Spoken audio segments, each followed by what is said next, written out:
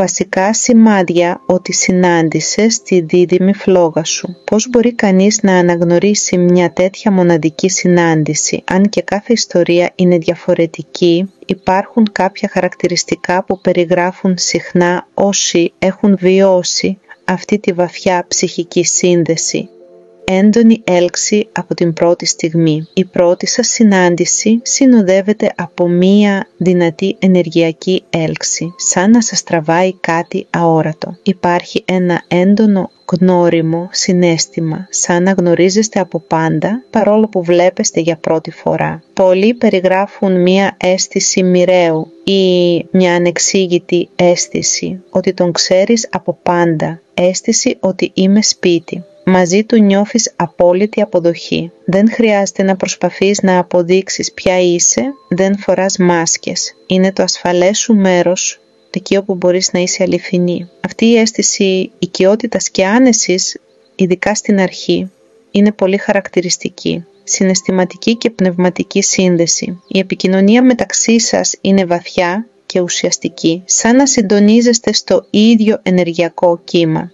Οι αξίες, τα όνειρα και οι επιθυμίες σας ταιριάζουν εκπληκτικά και δεν είναι σπάνιο να νιώθετε τα συναισθήματα του άλλου από απόσταση, σχεδόν τηλεπαθητικά. Ο καθρέφτης της ψυχής σου, η δίδυμη φλόγα σου δεν είναι απλώς ιδανικός σύντροφος, είναι καθρέφτης. Μέσα από εκείνον βλέπεις όλα σου τα κομμάτια, και τα φωτεινά και τα σκοτεινά. Ενεργοποιούνται παλιές πληγές, φόβοι, άμυνες, και το ίδιο συμβαίνει και σε εκείνον. Αυτή η δυναμική μπορεί να φέρει συγκρούσεις, αλλά κρύβει μέσα της τον μεγαλύτερο θησαυρό, την ευκαιρία για προσωπική ίαση και εξέλιξη, ραγδαία εσωτερική ανάπτυξη. Η συνάντηση με τη δίδυμη φλόγα δεν σε αφήνει ίδια. Ανεξάρτητα από το πώς θα εξελιχθούν τα πράγματα, αυτός ο άνθρωπος σου προκαλεί βαθιές αλλαγές, σου ξυπνά πτυχές του εαυτού σου που δεν ήξερες ότι υπάρχουν, σε οθεί να ψάξεις, να θεραπευτείς, να απελευθερωθείς. Για πολλούς αυτή η σχέση είναι το πιο ισχυρό μάθημα αγάπης, πρώτα για τον εαυτό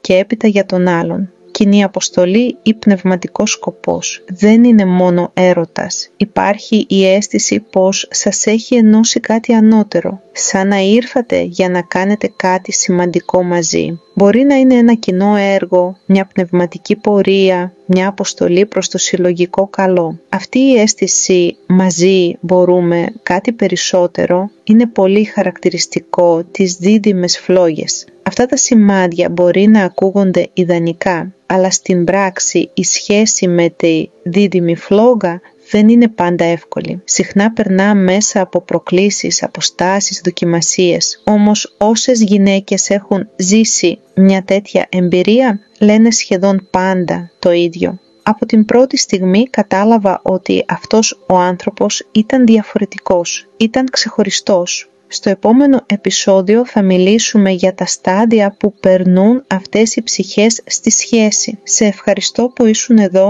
Εύχομαι αυτό το επεισόδιο να άγγιξε κάτι μέσα σου.